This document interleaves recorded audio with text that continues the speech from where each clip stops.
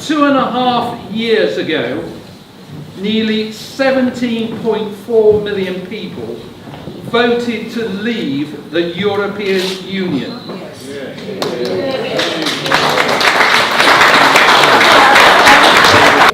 We knew that those who exercised the most power and influence in our country, the civil servants, the media, the cabinet, lobbyists, parliamentarians as a whole, we knew all of these groups wanted us to remain in the European Union. Yeah. But maybe rather naively, we believed that they would accept the verdict of the British people. David Cameron, the Prime Minister and leader of the Remain campaign, told us that would happen. This is what Cameron said. He said, "Remember, they can't undo the decision we take. If we vote out, that's it. It's irreversible."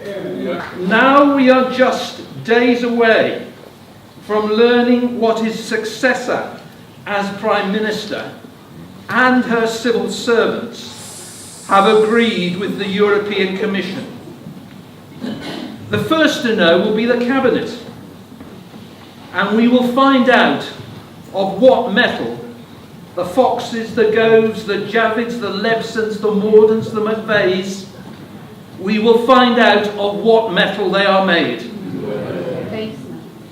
Then it will be the turn of Conservative MPs to decide whether they will honour the decision of the British people and vote in the lobbies accordingly. I hope they do, otherwise the reckoning will be considerable.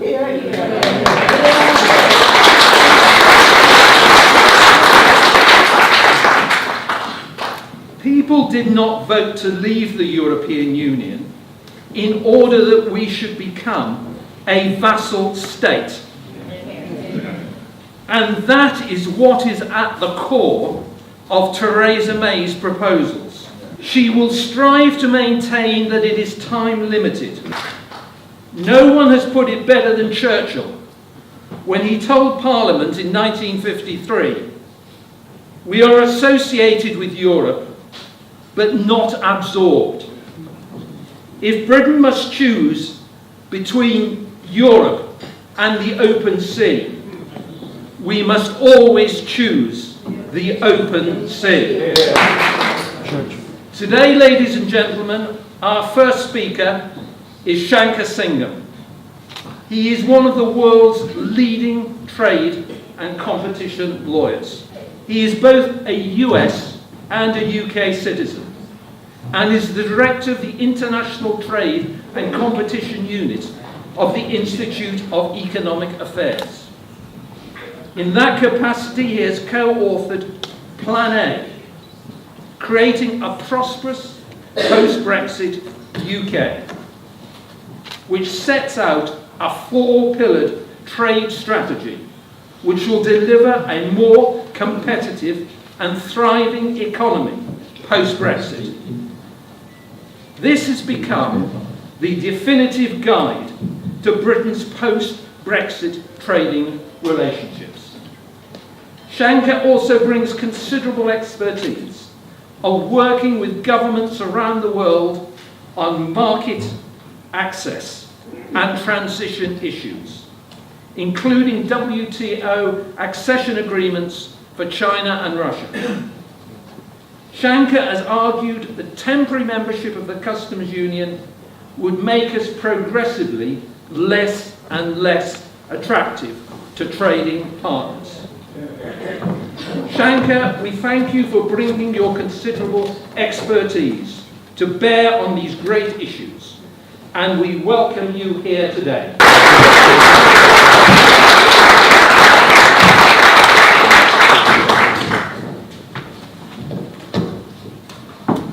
Good morning. That was a rousing start to the day.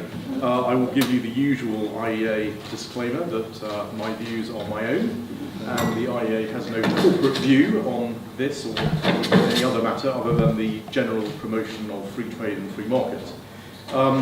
That said, I want to, we're obviously in the middle, or at the end, depending on how you look at it, of a complex process that I think I don't need to say to anyone in this room has not gone as well as we would have liked. And our heads are sort of bowed down, and I think every morning there is bad news in the newspapers, put there deliberately, of course, by various campaigns of one type or another. And the object, I think, of the exercise on the other side is to so batter the British people into submission that they throw their arms in the air as we go through this final stage of this process.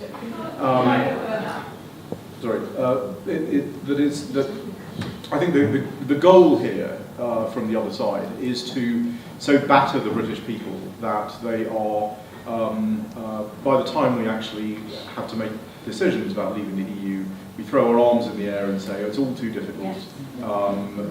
We didn't realise it was this complicated. We just have to abandon the whole thing. And so what I want to do today is to reframe what we're talking about and to remind ourselves of what is at stake and what the opportunities are for this moment, and then to work from that, as we do in all our work, to work from the opportunities to determine how we then preserve those opportunities, while at the same time ensuring that the challenges and the disruptions of leaving the EU's institutions are managed, which I believe can be perfectly well managed through this process. First of all, I would say, and I say this to audiences all over the world, and it's ironic that it's only here that people react with scepticism. Actually, everywhere else in the world, when you talk about Britain and you talk about the role that the UK can play in international trade policy and regulatory policy, everywhere else in the world there is huge goodwill, there is huge appetite, and people are waiting and pleading with this country to pull itself together and actually to behave like the country that they have known. For the rest of the world, and of course also for us, Brexit is a massive global event. It's a massive global event because it is the first time in 40 plus years, and this will never happen again, that you've got a major G7 nation that is embracing trade policy for the first time in that period, in that 40 plus year period. That has never happened before. That presents enormous opportunities, and what I say to other countries and other businesses, and including, I was recently in Japan, to the very famous Japanese car manufacturers, you need to look at this as a big global event. And as a business, you need to think about what are the opportunities of this event, and what are the disruptions and what are the challenges, and how do I minimize the challenges, and how do I maximize the opportunities. It's extraordinary to me, every time I go around the world, I find that the audience has sort of never heard this before. Which, given the fact that we're 2 years into the process, says something about the ability of our own government to articulate its own interests in other countries. So we, as Robert very kindly mentioned, are Plan A+. It's Plan A+ because we don't want to call it a Plan B. It's not a Plan B. It is what we should be doing. It is the best plan, we think, for what the UK should do. And it starts from the premise that there is, as the Prime Minister described, a big Brexit prize. You know, she talked about in the Lancaster House speech the Brexit prize. What is the Brexit prize? Well, in economic terms, and I'm not talking about sovereignty and political issues and other things, which have their own very important values, but in terms of economics and trade policy, the Brexit prize is only in your independent trade and regulatory policy. It doesn't exist anywhere else. If you take that off the table, there is no prize. There is nothing. There is only a damage limitation exercise. And we'll either limit the damage a little bit, or we will limit the damage, not enough, and there will be a bad result. So it is vital to preserve independent trade and regulatory policy. I think that the government, of course governments are not particularly entrepreneurial, but I think the government should approach this in a very entrepreneurial way. What is our affordable loss as a country? Entrepreneurs don't talk about risk, they talk about affordable loss. What can we afford to lose at this moment? The one thing we cannot afford to lose at this moment is our independent trade and regulatory policy. Therefore, we need to sort of first of all understand, so what is the nature of that prize? Now you've heard a lot about treasury models and you've heard a lot about how the gains from trade agreements are not very great and so on and so forth. The fact is, it is very, very difficult to predict the benefits of an independent trade and regulatory policy. It's a very dynamic environment. Governments that have tried to do this have famously underestimated the benefits of the trade and regulatory policy. New Zealand, in looking at the China-New Zealand trade agreement, underestimated the benefits of that agreement by 500%. They came up with a number of the exports from New Zealand to China could reach within 20 years that was actually reached in 20 months. So the notion that you do trade policy by somebody sitting with a laptop modelling agreements is nonsense. It doesn't happen in the real world. What happens in the real world is you take your trade policy opportunities opportunistically when they present themselves to you.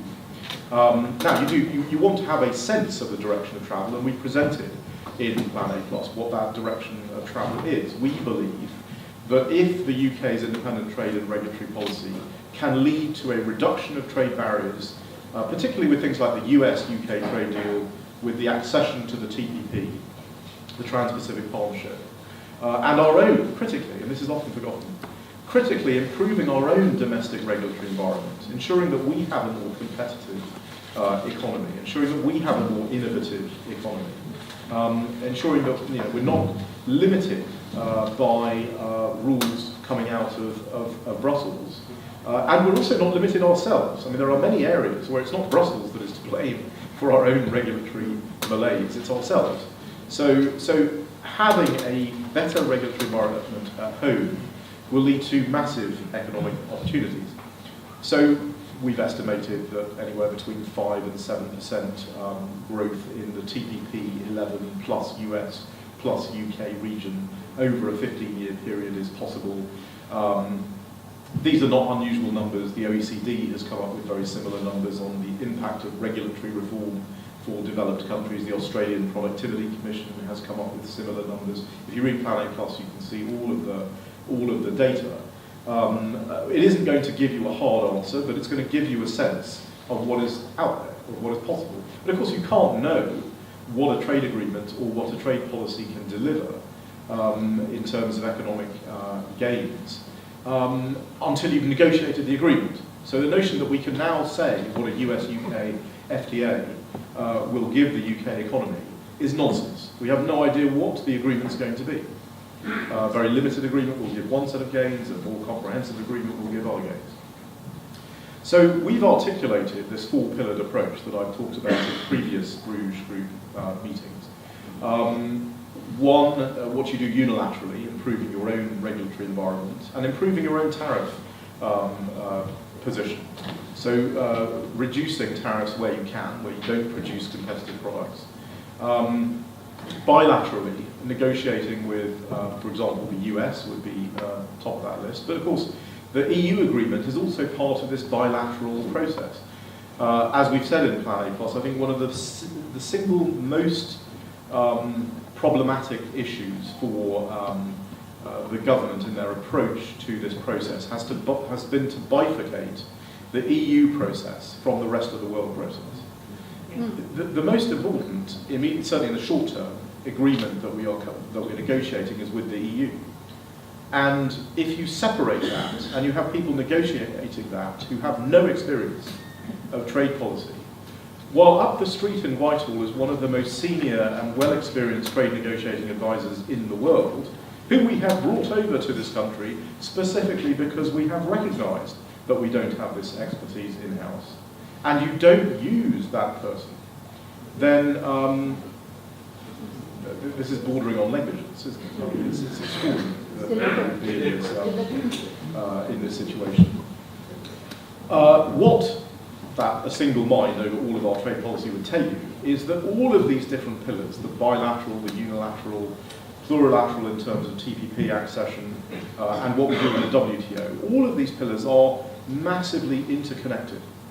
So what we do in one, and I've said this before, it's a bit like playing multi-dimensional chess. You know, you make one move on one board, and if you don't know what you're doing, then you've sacrificed your queen over here on some other board, and you don't know that you've even done it. And sadly, I have to say that we have seen a catalogue of these kinds of category errors from the UK government, where simply not even knowing, not making a decision, we're going to sacrifice that because the relationship with the EU is so important, but not even knowing what we've sacrificed. And in Plan A Plus, we talk about some of these examples. We talk about, in fact, we predict it. There is a very obscure, it sounds obscure, WTO agreement in Geneva called the Government Procurement Agreement. This puts limits on countries in how they can discriminate in government procurement. And UK defence companies are incredible beneficiaries of this agreement because they tend to win a lot of bids at the US Department of Defence. These are bids that are built, predicated on the fact that all the participants are members of the GPA. Well, because we have been unable to tell the Americans, be reasonable with us in our WTO transition. You've heard a lot about the WTO transition, about the tariff schedules being rejected by some of our partners and so forth. And no doubt you've heard that this is because Liam and Fox didn't tell the people how difficult this would be. Well, it shouldn't be difficult.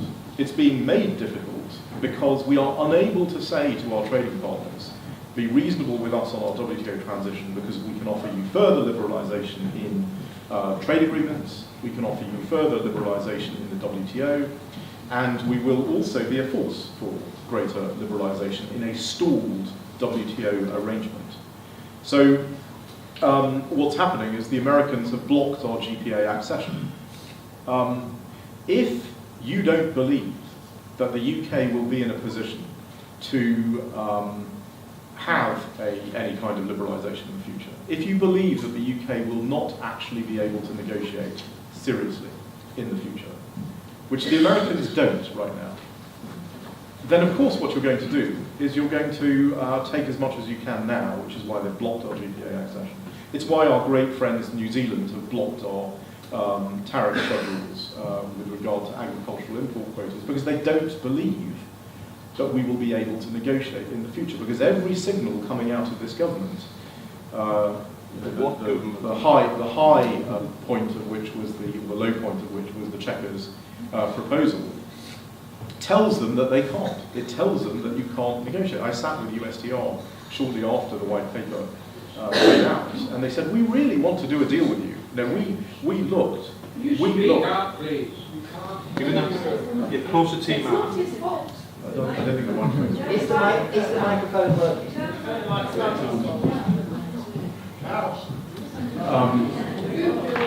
I will stand over the microphone. Much better.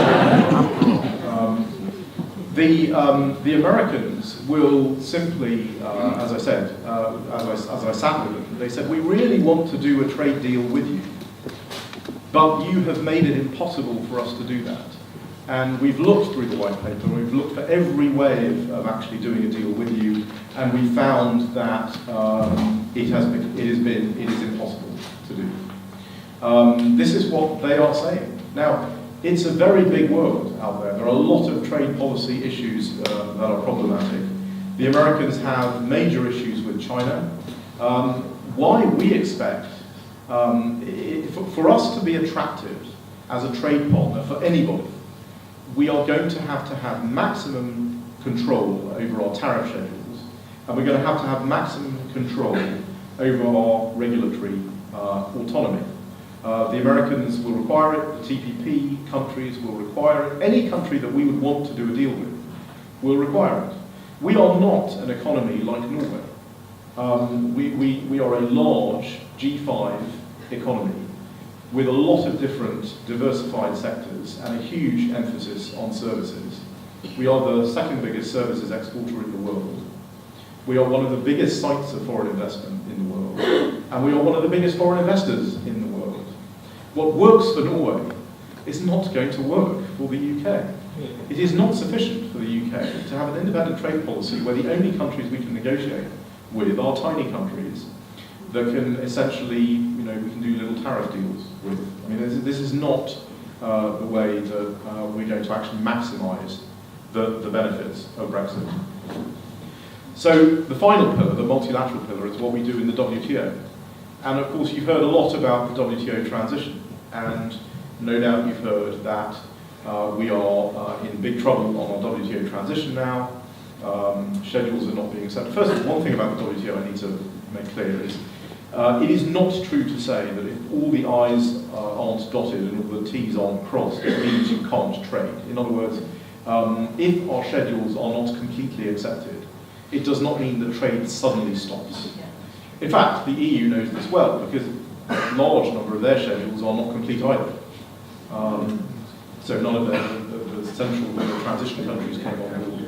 They were not completed either. So there's a significant amount of WTO issues that could be resolved if, again, we start playing this multi-dimensional chess game. We have sent ministers all over Europe, rightly, to try to get member states, and particularly get member state businesses, to explain what the cost is to them of no trade deal with the UK. There are huge costs to Bavarian cars, dairy, Catalonian cars and dairy, Northern Italy for textiles and dairy. Obviously, Irish beef farmers are at the top of the list in terms of costs if there is no deal. And that's a sensible thing to do. But they will not break from unity as long as you kept the customs union on the table. Why would they? If they know that the likelihood is there's going to be zero tariffs between the UK and the EU and a common external tariff maintained in some form, why would they change their approach? Why would French farmers draw down political capital to go to President Macron and demand a change if they really believe, as is obvious from the feedback from the government, that we will remain in the customs union? Obviously, you'll understand that I'm not a big fan of the current process.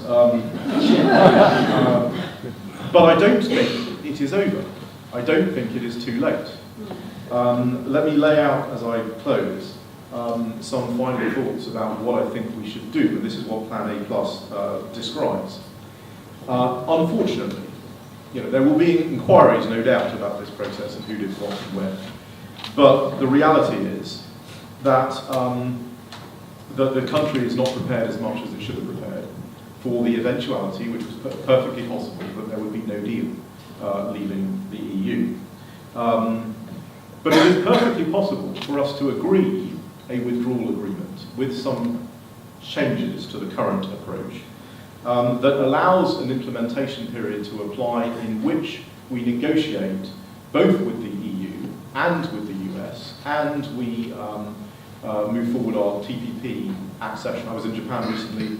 The Japanese want us to be one of the first accession countries of the TPP. In fact, they want the UK to request this. Prime Minister Abe has already officially asked for this to happen. And TIT is to be credited that not only have they got the Japanese to ask officially for the UK to join the CPTPP, but they've managed to get the USTR to notify the Congress that the UK should have a free trade agreement with the US, which is something that the USTR did not need to do at that time. The problem here is that we have so much goodwill from around the world, but I've seen over the last few months that goodwill essentially eroding. And if we are simply a mini version of the EU, we will simply be irrelevant to all of these countries. All of these discussions will simply become irrelevant. The core problem, of course, is the Irish backstop. Now we can go back and put ourselves in a time machine and change the December process. Unfortunately, we are where we are. The problem that we have with the Irish backstop is we are on a track, we are on a set of rails that is defined by a very legalistic Task Force 50 type of process, in which there is only one outcome. And it cannot, this problem of the backstop, is a circle that cannot be squared. There is no logical way you can do it. It cannot happen. And therefore, my view is that this process, there is no way it can be deviated. There's no way you can move the train somewhere else.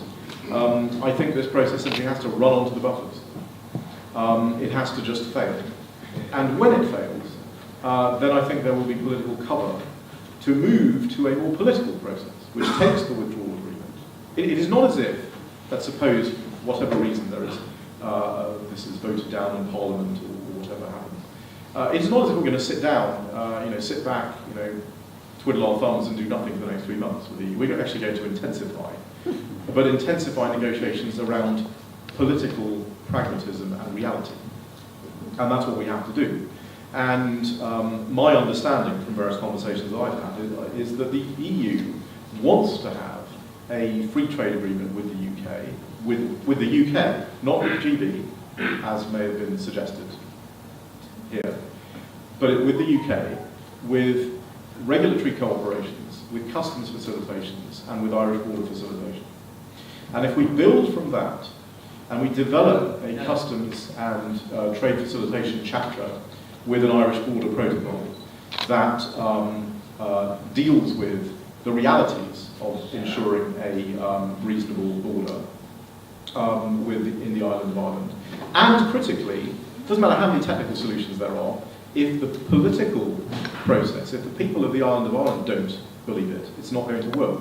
So you need pragmatic people from both the Republic and Northern Ireland who will sit down and say, and it's not Varadkar, but other people, to say, actually, this works for us. And in a crisis, we think this actually works. If we move in that direction, and we explain better to the Republic of Ireland the cost of no deal to their own beef industry, which will be decimated in whatever scenario you have that involves a no deal, then I believe we can get this back on track.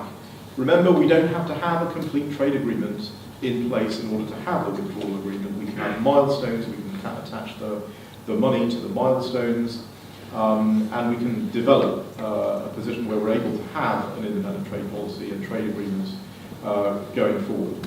So I think there is hope for that solution, but there is no hope for the current trajectory.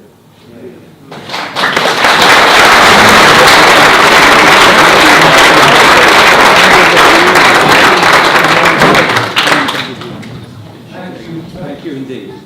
Now, our next speaker is Martin Howe QC. Martin is a leading barrister in the fields of intellectual property and EU law. He was called to the bar in 1978 and became a QC in 1996. He is also chairman of Lawyers for Britain. Martin has supported the reform of human rights law through the scrapping of the Human Rights Act in 1998.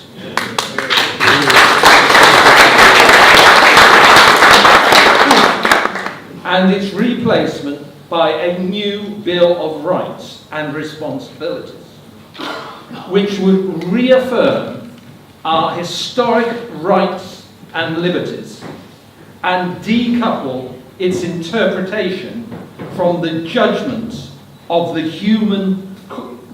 European Court of Human Rights in Strasbourg.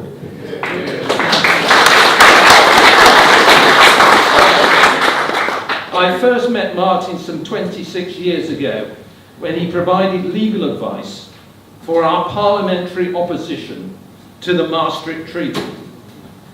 I'd be grateful if you could please give the warmest of welcomes to one of the finest advocates of our cause.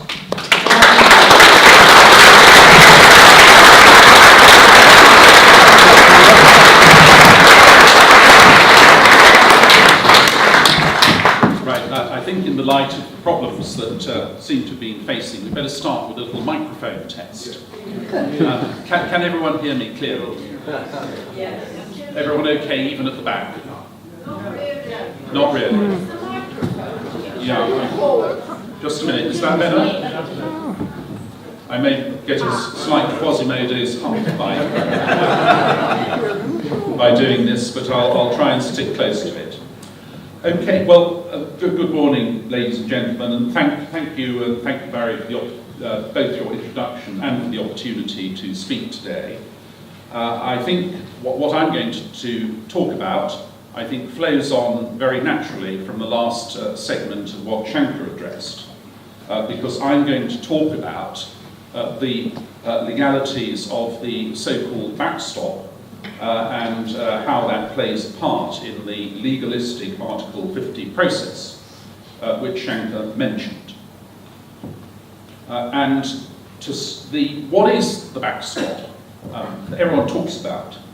The backstop, so-called backstop, originated within, or was embodied within, two paragraphs in the negotiators' joint report, which was produced in December 2017, December last year, and it was called the Phase 1 deal because it represented the conclusion of the first phase of the negotiation process according to the timetable laid down by the European Union, which the United Kingdom so foolishly agreed to adhere to. Yeah. However, despite being described as a deal or an agreement, let us be quite clear, it is not a legally binding treaty or agreement. It's a political declaration. And what these two paragraphs suggest as a solution to the Irish border process is what it describes as full alignment of rules of the internal market and the customs union of the United Kingdom maintaining this full alignment.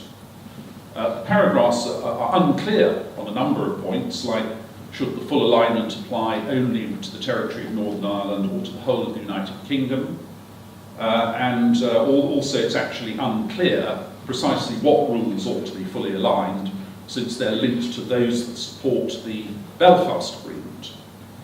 However, the real question is how and why this concept of full alignment was ever put forward by the United Kingdom and inserted into this document.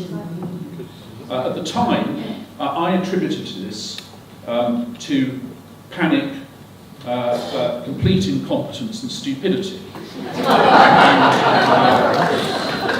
This was because Theresa May, having foolishly locked herself into this phased negotiation process, was absolutely desperate at all costs to get on to the next stage and willing to sign up to anything just to get on to the, not to achieve anything, just to have more talks at the next stage of the process where the European Union can roll us over again on the implementation. I'm afraid I think I was naive because I just attributed this to stupidity and incompetence. I now think it's actually worse. I think that this formulation of putting forward full alignment was done deliberately.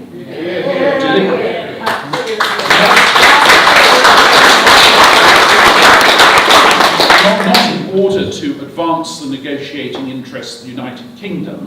It was done deliberately in order to constrain the United Kingdom's policy choices for the future and to force us down the path of keeping alignment with EU customs union and single market rules.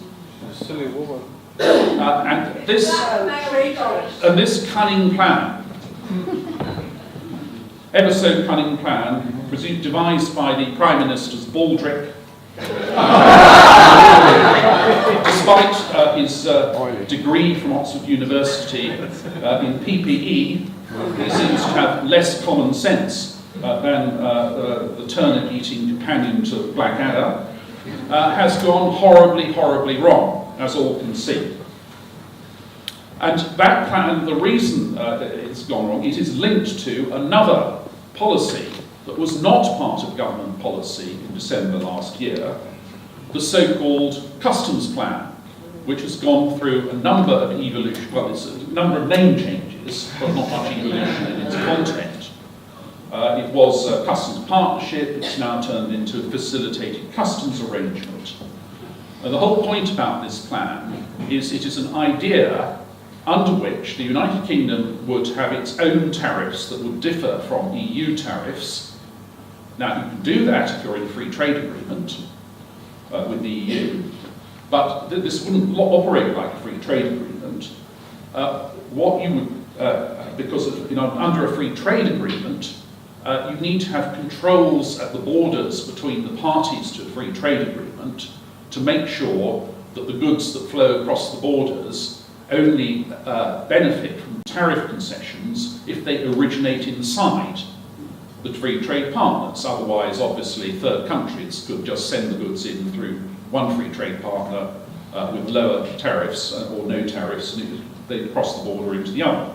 So under a free trade agreement, you have to have customs controls between the parties. This plan claims to be able to do away with customs controls on the border between the UK and the EU, but the way it would operate is apparently that UK customs would inspect the goods as they arrive in the UK and would charge EU tariffs on those goods that travel onwards into the EU, or that might travel onwards into the EU. Now, nobody anywhere in the world has tried this, such a system. It doesn't exist anywhere. It seems to me there are some mad bureaucrats in Whitehall who seem to think it might be able to work. Actually, Schenker and I have both done a lot of work on it, and there are both practical and very severe legal problems with the compatibility of this with WTO rules, quite apart from its practical implementation. But coming back to the, so that really, why that formulation of words was ever agreed to, in my view, it was done deliberately in order to force the government's policy choice at a time when the Cabinet had not even considered that policy choice, to force the hand of the government at later stages down that particular path. I think it was an absolute constitutional disgrace that that was ever agreed. It was beyond stupidity.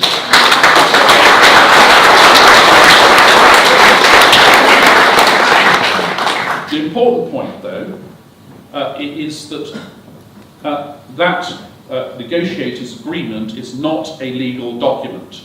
It's just a political document. It is entirely open to the United Kingdom today to say, actually, we think that this idea of trying to solve the Northern Irish border problem through alignment just doesn't work. It is not possible to achieve a mutually acceptable mechanism by which it can be made to work. We will solve the Northern Irish border problem by a different method, and it's a basic method. A number of people have done, including Schenker, have done a lot of work on it, and it is simply to have customs controls at the border in Northern Ireland, but to enforce them by mechanisms behind the border. In other words, the border's there, and the border's there already for things like excise duty, and okay, people drive tankers of red diesel across the border and escape a bit of duty. Well, so what? You know, that's a bit of revenue, but you try and catch them by other means. But what has happened is, because of this alignment proposal was put forward, and then there was a lot of noise coming out of unattributable briefings from the UK government, stupidly saying, oh, well, it doesn't matter because we pulled one over the Irish by getting them through to the next stage. And anyway, it's all not legally binding, ho, ho, ho, ho, aren't we clever? Now, what they forgot is that the European Union and the Irish read the British press. They don't like to be shafted by a sort of bad faith negotiating manoeuvre. And therefore, the European Union said, right, we're now going to produce a watertight, legally binding text, which we will insist you must agree to as part of the withdrawal agreement, if you're to get a withdrawal agreement at all. That legally binding text requires Northern Ireland to be carved off from the UK as a separate EU-controlled regulatory and customs area. And let me just address very quickly the subject of the Constitution of the United Kingdom.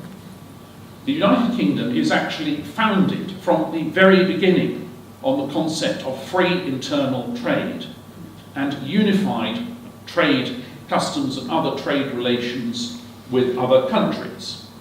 That was there, and that was particularly something the Scots wanted as part of the original Act of Union between England and Scotland. It's there in the Articles of Union, and it is also there in the later Articles of Union of 1800 between Great Britain and Ireland. In fact, Article 6 of the Articles of Union, and it is still part of our statute law and therefore part of the United Kingdom's constitution, says that subjects of Great Britain and Ireland shall be on the same footing in respect of trade and navigation, and in all treaties with foreign powers, the subjects of Ireland shall have the same privileges as British subjects.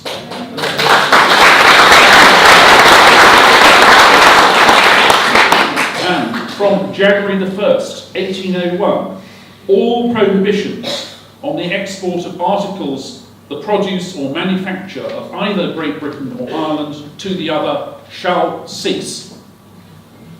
And the European Union's backstop, which it is now rumoured the UK government is willing apparently to agree to as a backstop to a backstop, directly overrides and contradicts those provisions of the Articles of Union. It is completely unacceptable to have the laws made in Northern Ireland on the regulation of trade in goods or of customs being different from the laws which apply in Great Britain. There are no circumstances which should countenance that. Now, let's move on to the considering what the government is now up to. Now, people have been demanding to see the advice of the Attorney General on whatever is being cooked up. I think that, personally, that slightly misses the point.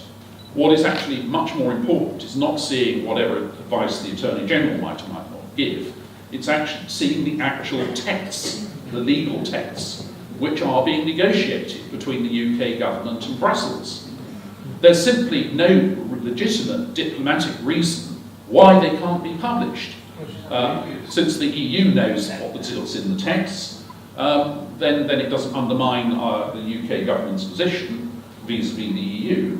No, the reason why these are being kept secret is in order to make it difficult for third parties and particular lawyers and other experts to examine what's going on and to see all the problems that are in them. And I have no doubt that as and when those legal texts come to light, there will be extra additional problems and issues over and above the ones that are obvious from what is known publicly. But those are enough by themselves to keep us going. And it would appear that the backstop arrangement they're seeking to negotiate is not, Theresa May wants to solve the problem of different treatment for Northern Ireland by locking the whole UK into customs alignment with the European Union.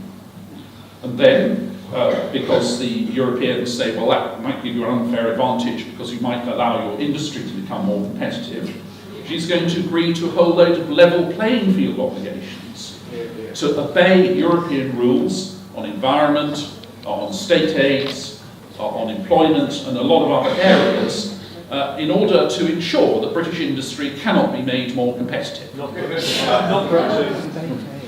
And of course, this sort of arrangement leads to, from the EU's point of view, if we agree in a binding way to such a backstop arrangement, well, you would say wonderful, wonderful. We have huge trade surplus in goods, about over £95 billion surplus, more goods we sell into the UK every year compared with the goods we buy. Also, all these customs barriers and other restrictive rules keep out third-party competitors. Yeah. So we can sell our goods into the UK market well above world prices, and this will carry on as long as this backstop carries on. Isn't that great? Isn't that great, they'll say. And the other thing they want in the backstop is that it should be time unlimited. We should not be allowed to leave it without, unless until the European Union agree to replace the deal. Well, if they're having such a good deal under the backstop, why should they give us any better terms in any replacement deal? And the British government says, oh, well, this is only a temporary arrangement. It's only be temporary, and we'll leave it soon, and we'll be ready, no, we won't quite be ready by the end of 2020, the end of the transition period. It's just our customs plans are just a little bit complicated.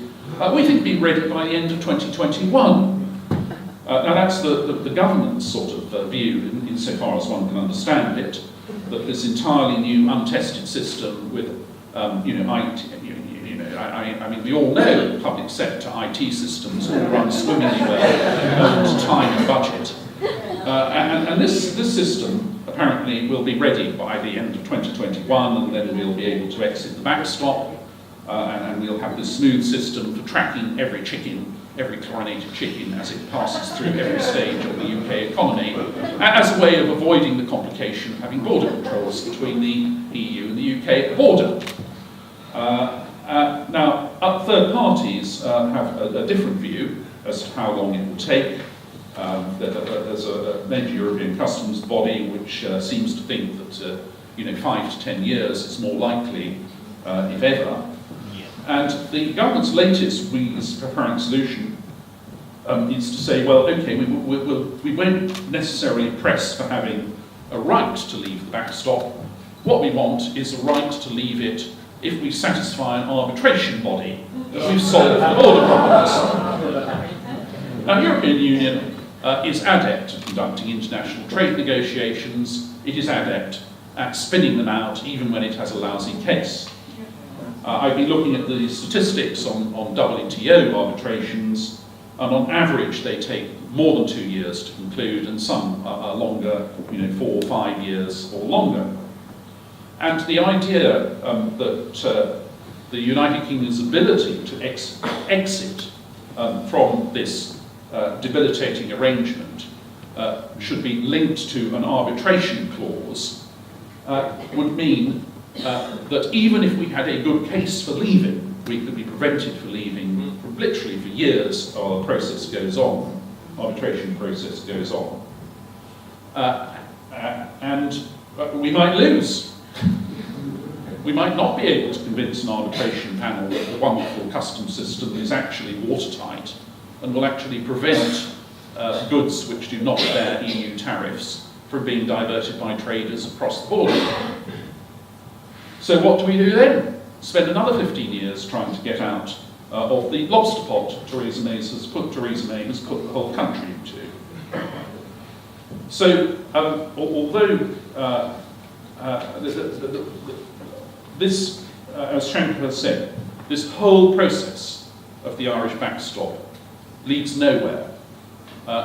It cannot possibly achieve a result which is acceptable to the United Kingdom, which complies with the results of the referendum, which is to take back control of our own laws and to take back control of our own external trade policy. The existence of this backstop will actually make it impossible even to negotiate agreements with third countries, like the USA and others. We'll say to them, oh, well, we'd like to negotiate an agreement to come into force when our arbitration finishes. And they'll say, and when will that be? We'll say, oh, well, a year or 2 or 3. And then they'll say, well, how do you know you'll win? And we'd say, oh, well, terribly confident we're going to win. And they'll say, pull the other one. So we are at the moment, in a moment, I think, of where government policy has descended beyond incompetence and stupidity into the realms of utter madness.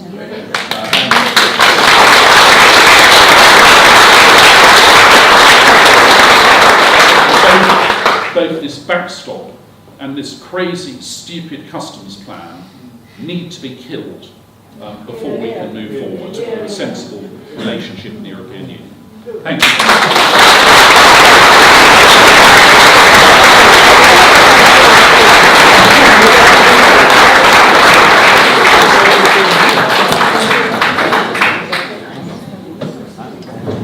Well, Martin, thank you for that tremendous analysis. We are deeply indebted for what you have done in this matter.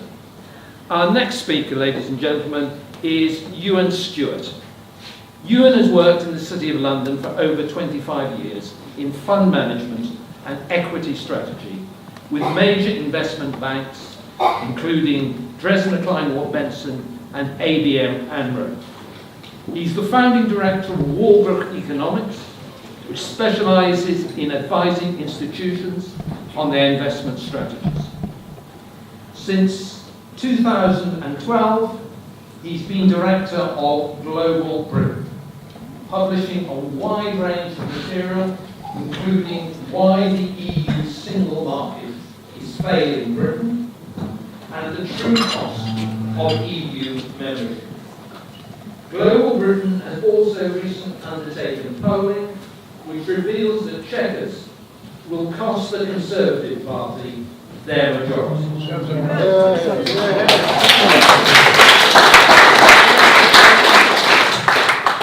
It concluded that the government has to abandon CHEQUERS immediately and deliver a full Brexit.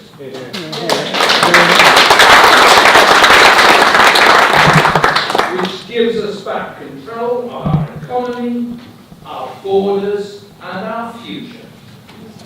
Ladies and gentlemen, will you please welcome Ewan Stewart.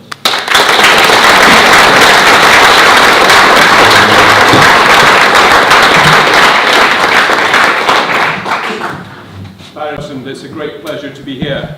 I hope you can hear me at the back. Can you? Yes. Good. You know what? It is a pleasure to be here, but we shouldn't need to be here. If the other side had won that referendum by one note, they would have said, that is democracy, old chap. We won.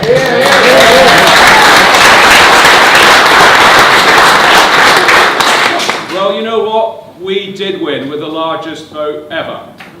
And we should really be at home playing with our children, playing golf or gardening.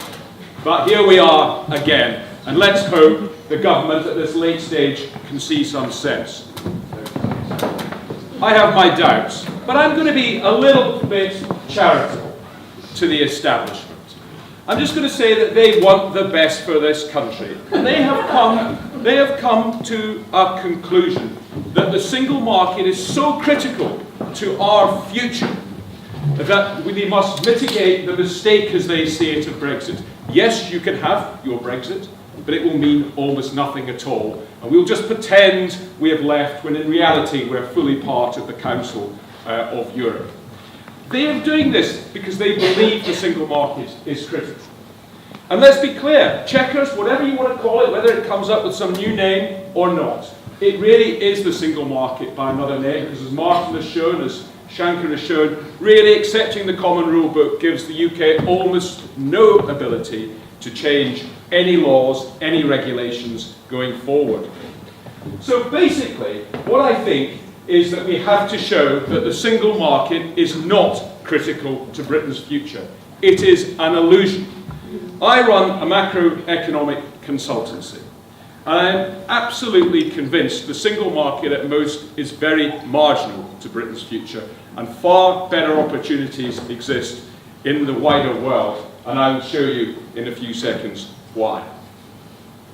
First of all, we have to be honest. We do have a problem with trade. Britain has the largest trade deficit in the G7. That is not anything to be proud of, it is a fact. But in actual fact, that deficit has narrowed a little bit since the EU referendum. It's still bad, but it's not quite as bad as it was. But let us examine why we have that deficit. And what I'm going to show you is three asymmetries, which I think give some evidence as to why the single market is not the sort of organisation that works to Britain's interests. First of all, the UK is pretty good at goods, the UK is very good at services, as we discussed earlier, but not quite so good at goods. We can see from the chart here, the red line is the surplus in services, the blue line is the deficit in goods, and overall we run a substantial global trade deficit. But actually being good at services is a strategic advantage, because it's generally high margin growth parts of an economy. For example, China. 70% of all Chinese law contracts written outside Chinese law are written into English law. Very hard to replicate that. Much easier actually to copy a car and face deflation in terms of wage deflation, which benefits many consumers actually in terms of the cost of goods falling. But we have a strategic advantage in the part of the global economy that is growing. Very important factor. The second asymmetry is that the UK does very well when it trades on WTO with the rest of the world, generally, small surplus, really quite badly with the European Union. I think it was Martin quoted the figure of a 96 billion deficit. He's bang on. We have a 96 billion deficit with the area we're totally aligned with. Yet, America, most people would say America is quite a competitive marketplace. We run a surplus. We sell more services to America than we sell to the continent of Europe. Isn't that odd? Does it not just strike you as marginally odd that we can trade perfectly well with the world, but not the European Union? These are messy charts, but I think they're going on the website later. But it shows on a country-by-country basis, actually, and the UK can hold its own with Australia. Largely with Asia, there is a deficit with China, not unsurprisingly. But the UK has a moderate trade surplus. And I would put it to you this, that the UK has managed to trade very effectively with the rest of the world. And I'd also put it to you, the reason we haven't been so effective with a single market is the single market placed the mercantile instinct in goods but not in services. So if we continue to be part of the single market, which the policy, the CHEQUERS policy that's proposed, we're locking ourselves into structural decline and perpetual deficits. The third asymmetry is actually the EU has a significant problem. I put up 6 charts here looking at the global share of GDP growth, cumulative GDP growth over the last decade, unemployment, the asymmetry of the euro. There are lots of charts I could show you. And it gives me no pleasure to show you these charts actually, but the European Union is in structural decline. Now, inevitably, the third world is going to catch up when their GDP is a fraction of the West's. But in actual fact, America has broadly held their market share. Australia has broadly held its market share. The problem is generational, and it's gone on for at least 25, 30 years, and Europe has now become smaller, the Eurozone has now become smaller than China. But not just that. What the Euro has done is to effectively cause tremendous divergence between countries. Italy and Greece have got smaller economies than 10 years ago. That is a direct result of the Euro. That also impacts our ability to trade with the European Union because demand is weak. So their failure has actually, to an extent, become our failure. And it is literally perverse to seek to lock ourselves legally into a structure. That is not to say that we should not trade freely and cooperate in very many areas, and I hope that we do. But to lock ourselves into an institutional mechanism which is A, unstable, B, dysfunctional, C, doesn't really know the direction it's going, and D, that direction is dependent on saving the single currency, which I think they'll do actually. I've never argued professionally the euro will break, it probably should, but the reality is the ECB does have phenomenal firepower and the political will remains strong, and as long as that will remains strong, they can probably keep the show on the road, albeit in a very, very suboptimal fashion.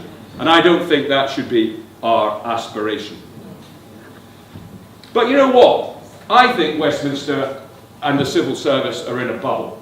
Because in the real world, business follows the money. Business follows the money. And you can see from these very clear charts that actually 25 years ago, most of our trade was with Europe. That is no longer the case. And it's not surprising. If your economy doesn't grow, of course business will look at new opportunities elsewhere. Business is voting with its feet.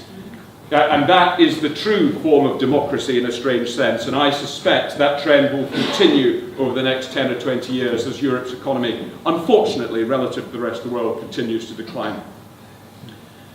But you know what? Not only is there less trade with Europe, there's less investment in Europe. Again, these are messy slides and you can look at them at your leisure at home. But that blue line on the second chart shows the disinvestment British companies have made from the European Union.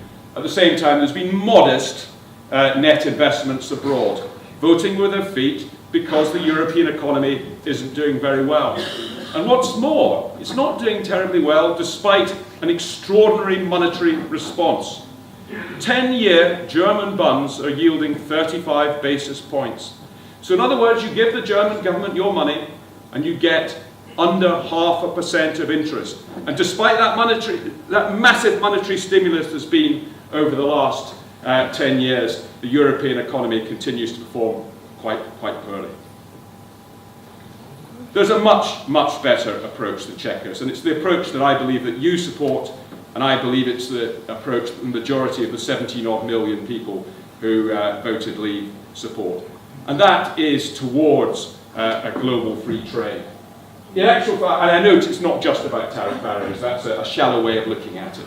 But tariffs have collapsed substantially. And the UK has an enormous opportunity. We've heard from both the other speakers just how enthusiastic Japan, China, America, Australia are to reach new agreements with us. Certainly, the agreement we've got with the European Union, the complete regulatory alignment, hasn't done as much good as the raw data shows. I believe that our leaders have been beguiled by our big brother over the channel, thinking that we've got to be part of something big. I'll give them the benefit of the doubt that they are looking after our best interests. Maybe. Let's be generous, let's be charitable. But they are wrong, and I hope that this presentation, along with the excellent talks we've heard earlier today, helps encourage us to go out and make it very clear that the debate we hear daily on the radio, the negative stories of fear, are wide of the mark. There's a number of economists in this room. I see Tim at the back, who I think is speaking later, and one or two others, and myself included, who forecast a vote to leave would make very little difference in the short term to the UK economy. Many of my clients thought I was mad. They thought, that's just ridiculous, he's on his political rant. But in actual fact, the British economy has done even better than I expected. 8th year of growth in a row, unemployment a 40-year low, 600,000 extra jobs. That is since the referendum. Yet the other side continue to peddle, oh, it's about to go off the cliff tomorrow. It's about to go off the cliff tomorrow. It isn't true. Of course there are economic cycles, and I cannot promise you that the abject lack of leadership that we have seen in this country will not have some impact on confidence. But there's every reason for us to be optimistic and confident. The strategic advantage that we have in services is a massive advantage. London is the global capital of the world, and it will remain the global capital of the world.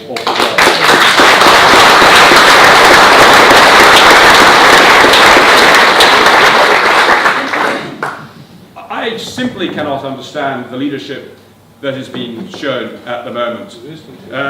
Well, I think you're fair. I'll leave you with this very last slide. This should have been an extraordinary opportunity for our Prime Minister to lead our country confidently towards a new global trading and optimistic future. And she still has that opportunity. Let us give her the tools to do it. Thank you very much.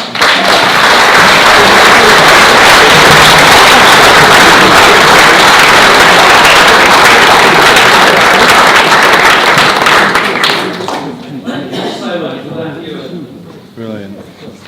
Our next speaker is Andrew Bridges, Member of Parliament for North West Leicestershire. In the 2010 general election, Andrew turned a Labour majority of 4,477 votes into a Conservative majority of 7,511 votes.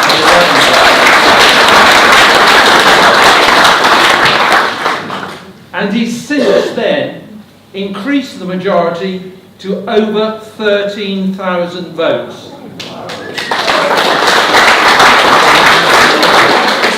A 25% lead in a seat that used to be Labour.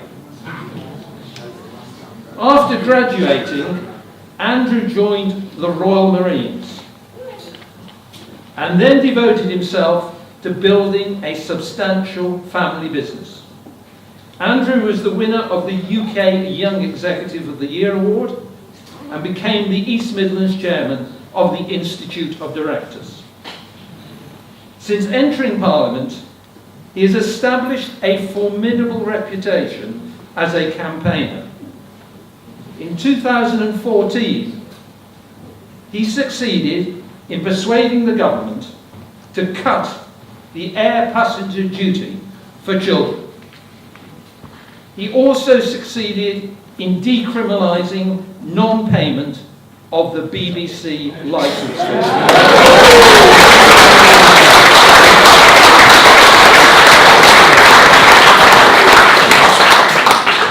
In 2013, Andrew forced a U-turn on the government over its plans for military intervention in Syria.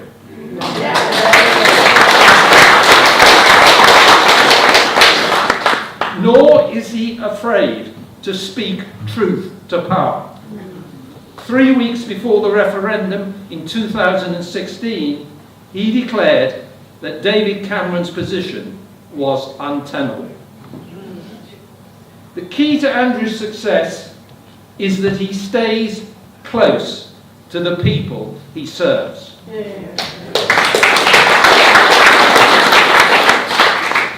I remember seeing him on television a few weeks before the referendum explaining to Boris, who probably didn't realise that he was being recorded, that yes, Leave would win the referendum vote. Andrew had got it. He's also campaigned to restore the integrity of the House of Commons and the removal of Speaker Bercow.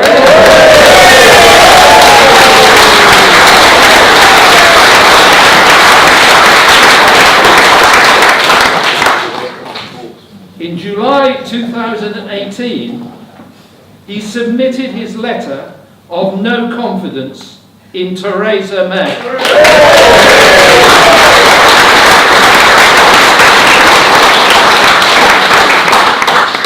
He declared that she should be replaced as leader of the Conservative Party, as her promises over leaving the EU are all a pretense and a charade intended to dupe the electorate, which is an insult to their intelligence.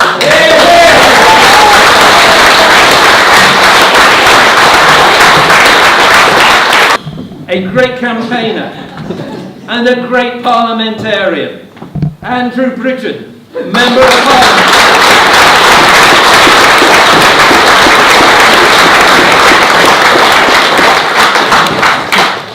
Well, that's most of my speech gone to start with, isn't it? We've had some great speeches already this morning, from Shanker, from Martin, and from Ewan. And I think one of the points they made in that the negotiations perhaps haven't gone to plan. And I think there was also a reference from Martin to Blackadder. And I'd also planned to sort of paraphrase Blackadder. With regard to the negotiations, Blackadder would have said, well, Baldrick, they started badly, they faded in the middle, and the end bit, I'd rather not talk about it. I'm the member for North West Leicestershire. I shouldn't really be a member of Parliament. The only reason I got the nomination for my seat is my seat was seen as a no-hope seat in 2006. It was going to be, I think, our 85th target seat, what they call in the trade a long shot. But it's my home, and I did campaign very hard. I actually got 73% canvass returns in 4 years. We took control of the council, which is coterminous with my seat, the first time in 2007. I ran that campaign. We took Labour down after 30 years of socialist control to 5 councillors out of 38 in one night.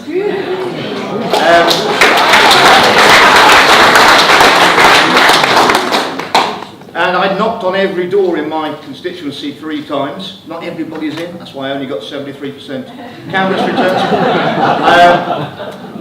But I can guarantee the people who don't open the door to you, they're not Conservatives at the end of the day. So you put them down as... I found 10,000 households who were never going to vote for me, so I didn't send them any leaflets in the short campaign, which left me an extra leaflet for the 25,000 Cs, people who said they would vote Conservative, and given their due, 24,000 of them actually came out and voted for me in 2010. I'm pleased, I need to actually now leaflet the 10,000 households who said they weren't going to vote for me in 2010, because now there's, I think there's 31,500 people are voting for me in North West Leicestershire, and I do have the biggest majority that any party have ever had in what used to be a bellwether.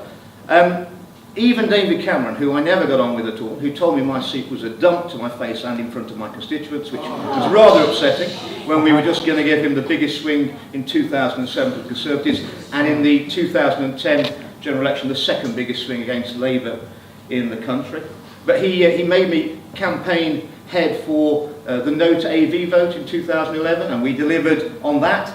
71% in the Midlands no, and my seat 77.7% no. I reckon if we'd tried to say no to like offering your firstborn up for execution by the government, we wouldn't have got more than about 80%. It was pretty good. So I was delighted when Vote Leave asked me to lead the East Midlands, my home, for the Leave campaign, and I ended up against one of my political heroes, really, as a child, I suppose. Although I am a child of Thatcher. Ken Clarke was leading for the Remain campaign, my next door neighbour in Rushcliffe. You know, he's had every job in government, you know, very respected. We did all the debates, you know, we had the democratic process. We did all the head-to-head in the regional television, regional papers. We did the radio together, and then on the polling days, as we were told, Boris was actually in my seat on eve of poll. And I knew we were going to win. I knew Leave were going to win. And I'll tell you how I know. It's because every time I put the television on and I saw the air campaign, which we couldn't compete in, you know, for all these people now saying we've got to have a second referendum because, you know, Vote Leave broke the rules or Leave EU did this. Let's look at the facts. The Remain campaign tried to buy the referendum. They outspent us 2-1, not counting the £8-9 million government propaganda leaflet. Yep. If anyone was trying to buy the referendum, it was the Remain campaign.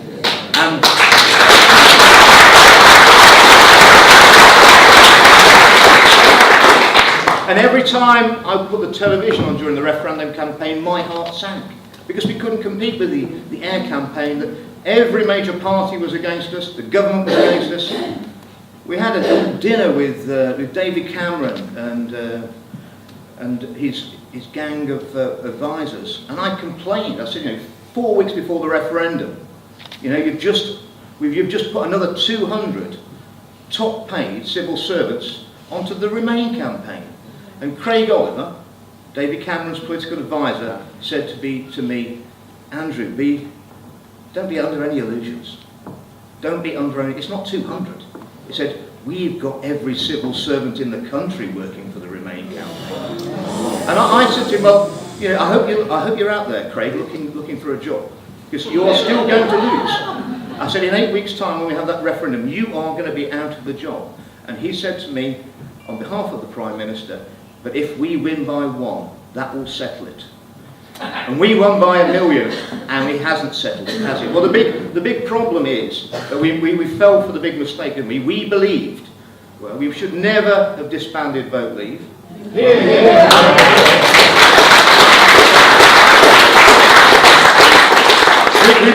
We believed them when they said that we accept the result of the referendum and we'll implement it. That was the big mistake. We thought that winning the referendum, you know, was believing in democracy.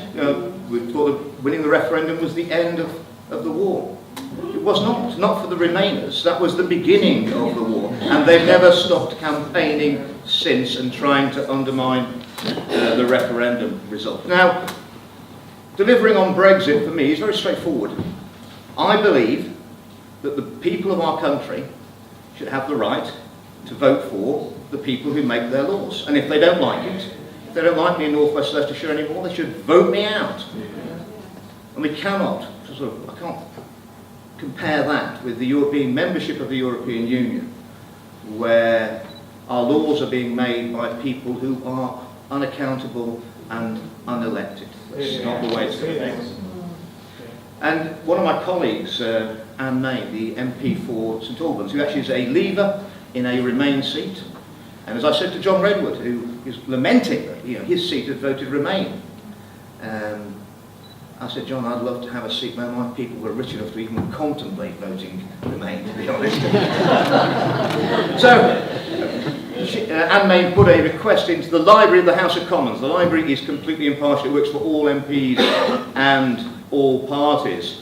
What percentage of our laws the year before the referendum, 2015, initiated in Brussels and not down the road in Westminster?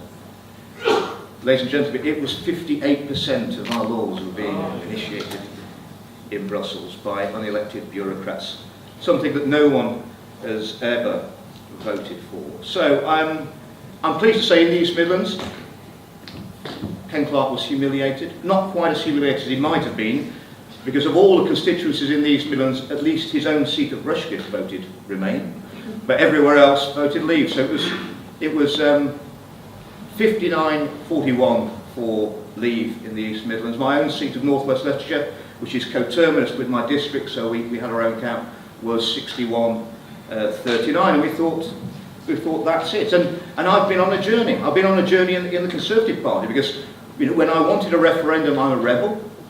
Under David Cameron, I was a rebel.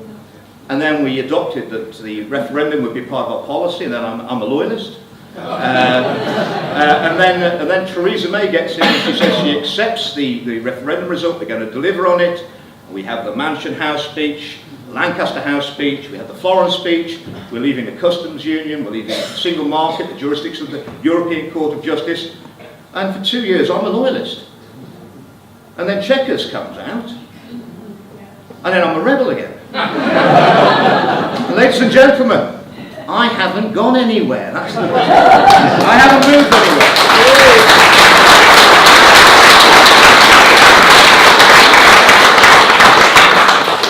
David Cameron let us down badly. He wouldn't allow anybody to prepare for a Leave vote. He was the Prime Minister, and I think his last speech about the referendum was, we're not a nation of quitters. And then he quit, didn't he? So, Theresa May was rather quiet during the referendum. Yeah, she was, wasn't she? I mean, while we were out there campaigning, and I have to admire him to an extent that Ken Clarke sticks by his principles. As I've always said, he's the most experienced, the most erudite, the best-spoken Conservative politician I know who's wrong about Europe consistently. He is consistent, and at least they nailed their colours to the mast. While I believe the Mayites were plotting what was going to happen when we actually voted to leave, and they were preparing their leadership bid. But we ended up with Theresa May. I didn't vote for her. I always thought we needed a leaver. And when she says Brexit means Brexit, but I was giving her the benefit of the doubt. But we listened to what Donald Tusk said back in his March speech. He said, if you want to, I spoke with Theresa May, she wants to leave the single market, she wants to leave the customs union, she wants to leave the jurisdiction of the European Court of Justice.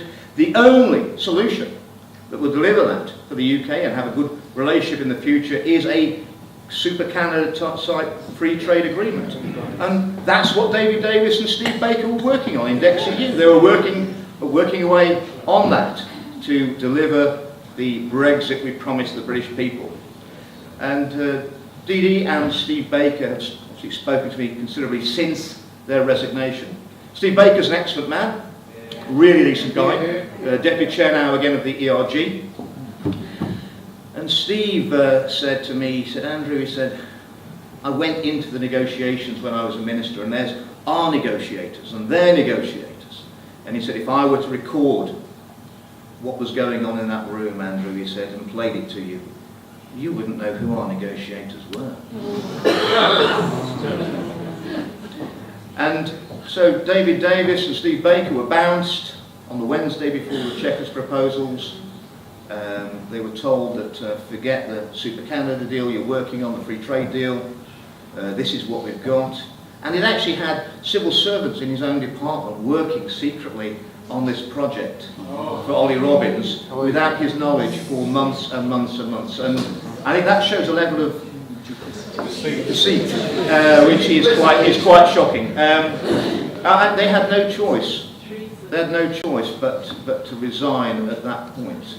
Basically, I believe the whole department had been completely undermined by a civil servant called since their launch in July.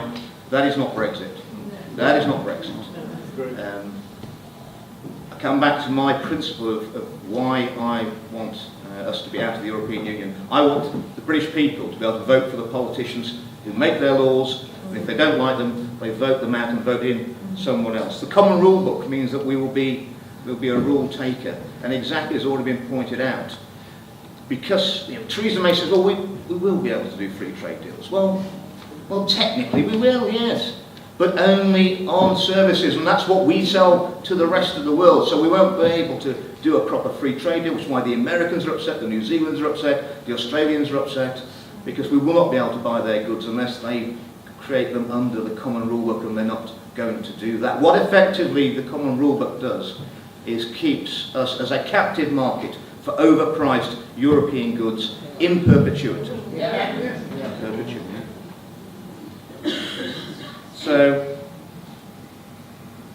what we need is the Super Canada free trade deal. We need to chuck Chequers. And I'm afraid if we can't chuck Chequers, then we have to chuck the Prime Minister.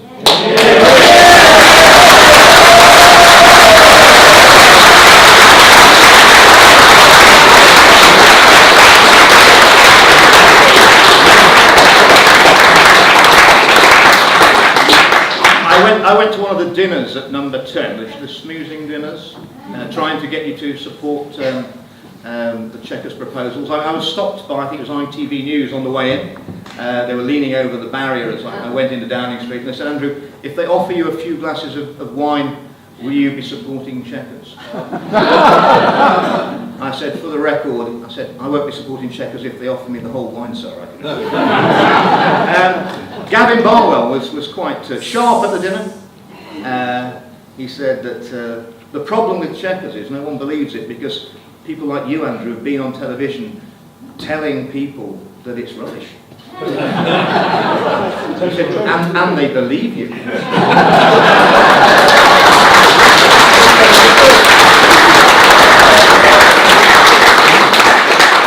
I said, but Gavin, they only believe me because I tell them the truth.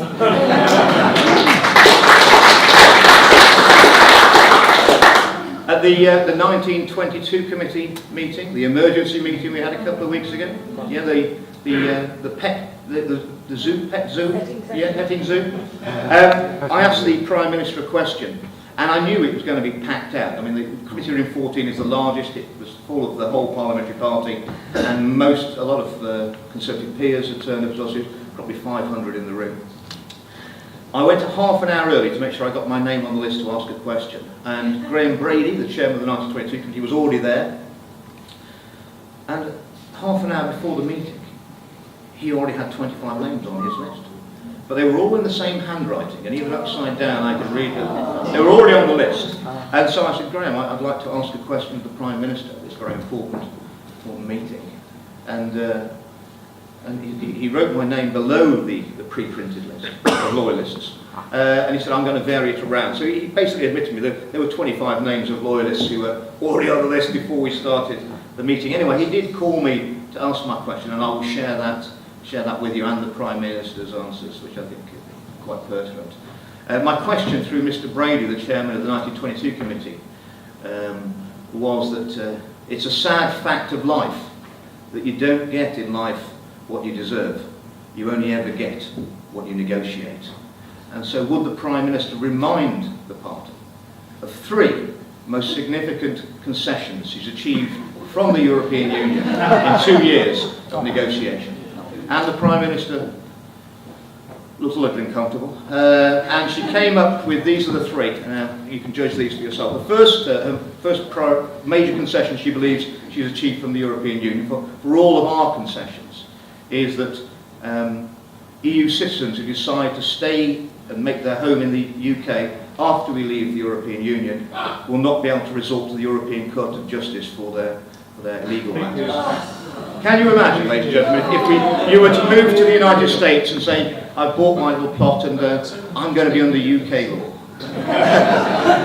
The second one was actually even more bizarre, that she negotiated, got a big concession that when we leave the European Union, our whole country won't be under the European Court of Justice.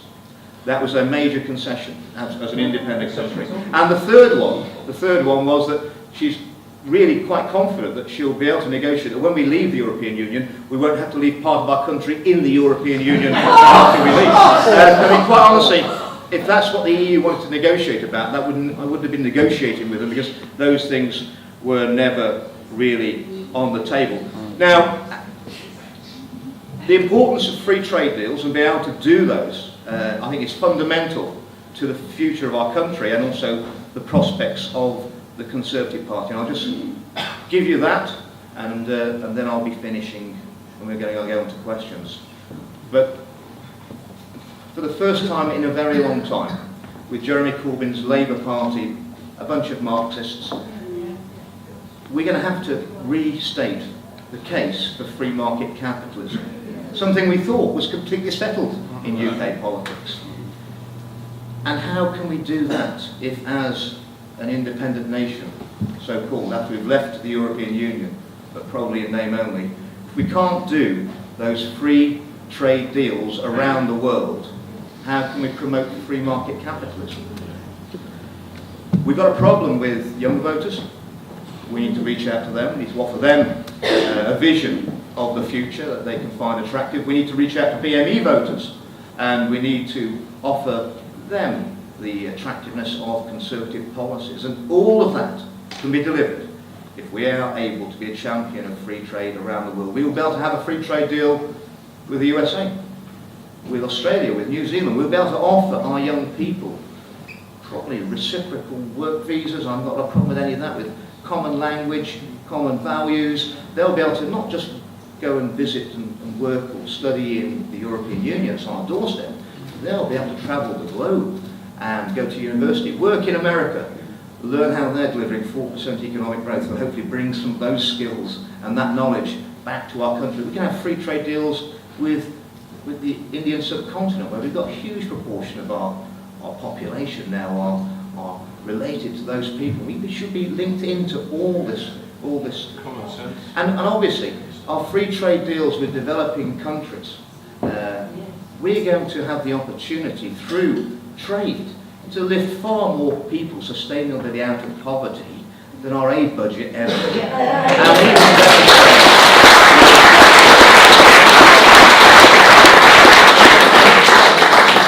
Now, my seat turns out very high. I like to pride myself. They either come out to vote for me or they come out to vote against me. 72, 73% at a general election is quite high. However, at the referendum we turned out nearly 80%.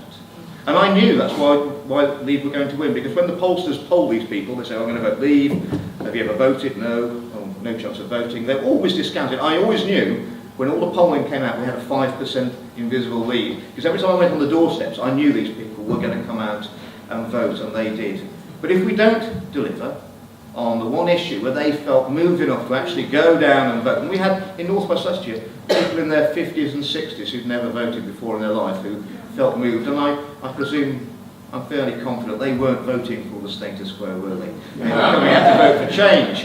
And if we disappoint them, if the one time they've come out in their life to vote we don't deliver on them, one thing's for sure, they're not going to come out and vote again. And I'm not sure the establishment wants them to come out and vote again. Well, I want them to come out and vote again. I want them to vote Conservative. So, when I saw the CHEQUERS proposals, I was absolutely gutted. I couldn't believe it. We'd even had Julian Smith in, because I said to Jacob, what we can't do in the ERGs, we can't just kick off. We've seen the leaks that are coming out. Robert Peston had leaked a blog about what was going to be in the CHEQUERS proposals, and it was completely unacceptable. We need to get the chief whip in, and we need to tell him what will happen if this is true. We can't, I'm all for, I don't like the idea of just like punching somebody. I tell them, if you do that again, I'm going to have to punch you, I'll give you a warning. So I said, get the chief whip in. And then the chief whip sat there in front of the ERG, 65 MPs had attended, and he told us that the leaks about CHEQUERS were completely untrue. And so that is where we are. And when I saw what happened to David Davis and Steve Baker, so I wrote my letter, and this, ladies and gentlemen, was a letter I wrote on the 9th of July to Mr. Graham Brady. And it says, Dear Graham, the negotiations with the European Union appear to have deteriorated to a state of complete capitulation. We have to deliver Brexit, or we'll be punished at the polls at the next general election. All we've asked of the Prime Minister is that she sticks to what she promised on repeated occasions when she declared that Brexit means Brexit and pledged to take back control of our money, our borders and our laws. But it now appears that these promises are all a pretense and a charade intended to dupe the electorate, which is an insult to their intelligence. Therefore, in the interests of our country and the future of the Conservative Party, I feel time has come for a new leader, and so I'm writing this letter to inform you.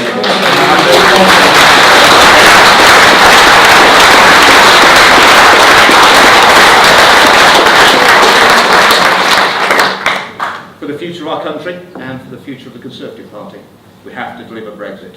Thank you very much.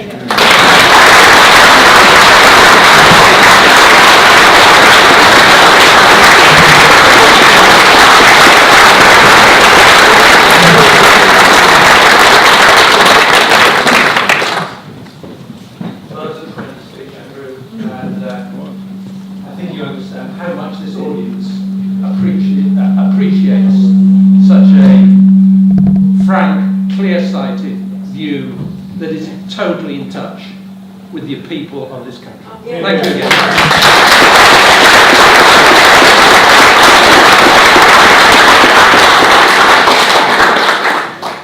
Ladies and gentlemen, it's now your opportunity to ask a few questions, and I'll take one first from the gentleman right at the back of the room with a cape orange tie.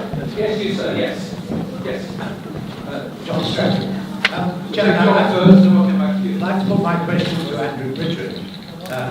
Over the last 20 years, there has been a huge gap grown up between the Conservative Party hierarchy and, to a certain extent, the backbenchers who are dependent on that hierarchy for promotion. And that gap is there between them and the ordinary party members. I hope you get the numbers of votes of no confidence to Graham Brady that will enable a vote to be taken on the leader. But shouldn't that vote be taken and given to the ordinary party members of the party, who are the real Conservative Party, and the rabble that we have got directing in at the moment?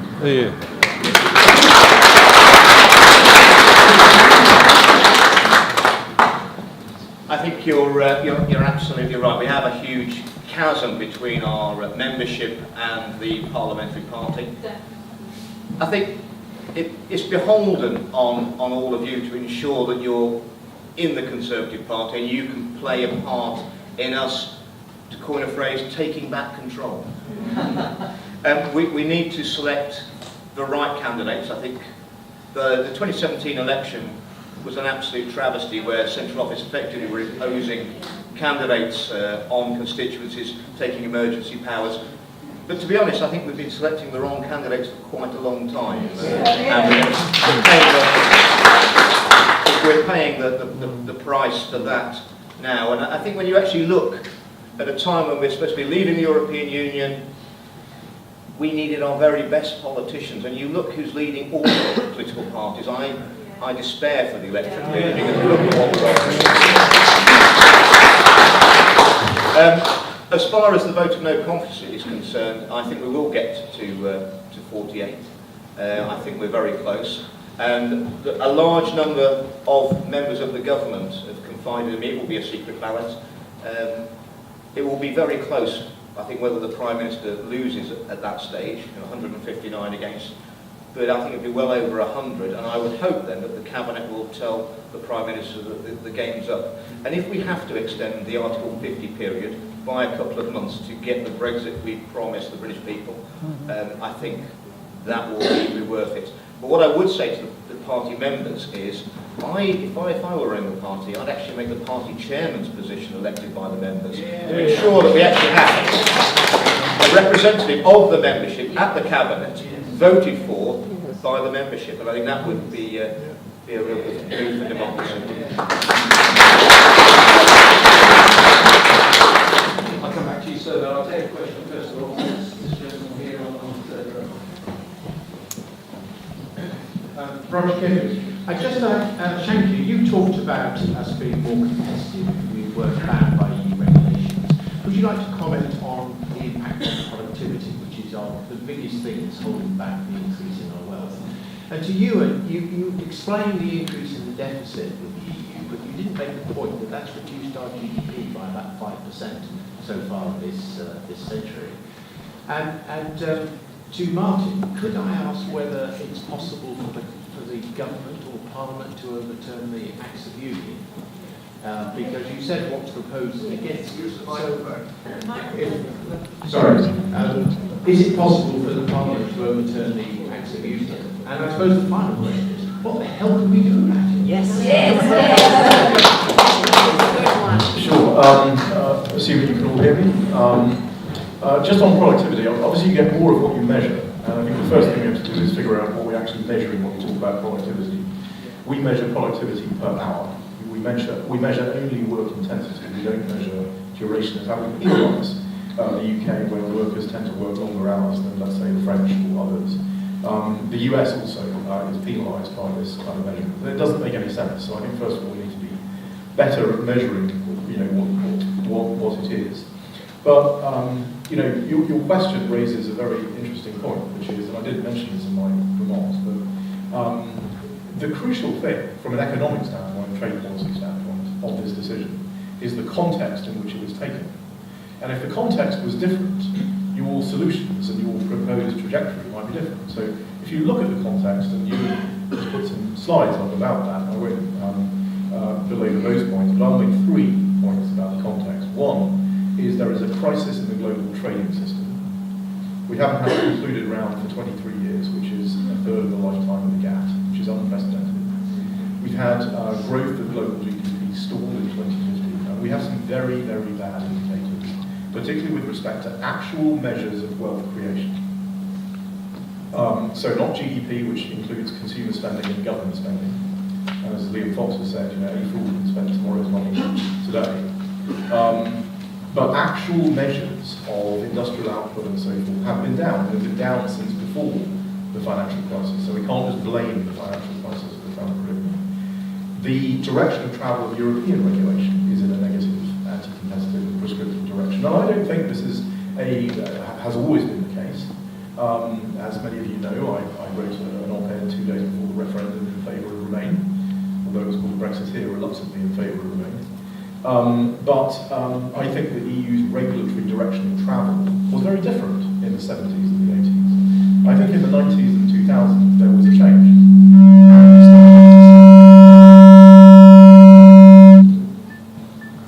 And we started to see much more anti-competitive regulation, and that's because of the way regulation was being promulgated in Brussels.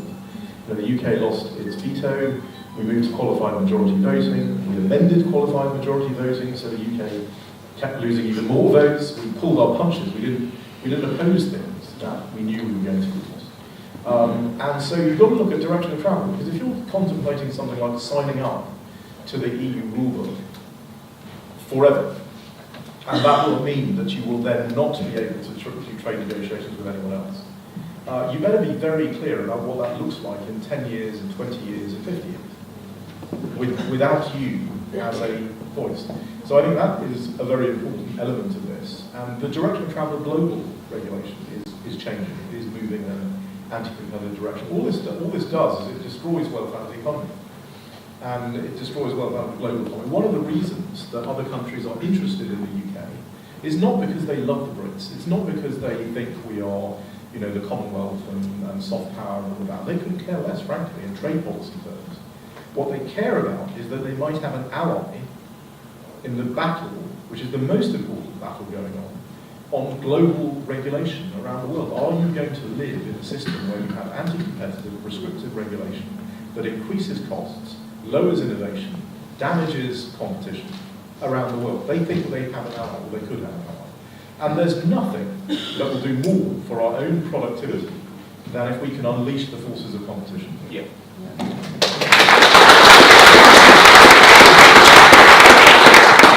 I think, brilliantly put, the direction of travel of European policy in the last few years has been to regulate everything that moves. Yep. It's anti-competitive. And you know, we live in an age where diversity is celebrated.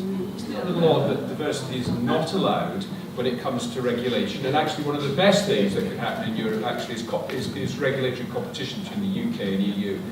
One very brief point, I work in the financial service industry. MiFID II, our silly regulators have adopted, but it's come from Brussels, has been a disaster. And actually all of you are seeing slightly lower returns as a result of it.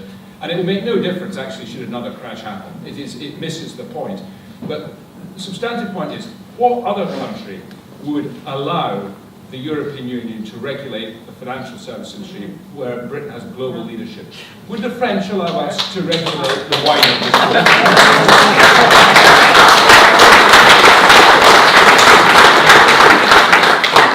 Yeah, the legal point. The Articles of Union have the status of Acts of Parliament, and therefore, like all other Acts of Parliament, they can be repealed or overridden by a later Act of Parliament. Yes. And what about the agreement that we might enter into? Could that be repealed? If we enter into it as an international treaty, then it will stand as a treaty in international law that the United Kingdom is bound by, and Parliament cannot escape. Nothing Parliament. Can we abrogate it? No, not if it does. No. That is the problem. If it states that it is will continue until such time as some stupid arbitration clause takes effect, then we will be bound by it. Nothing Parliament can escape from international legal obligations under treaties.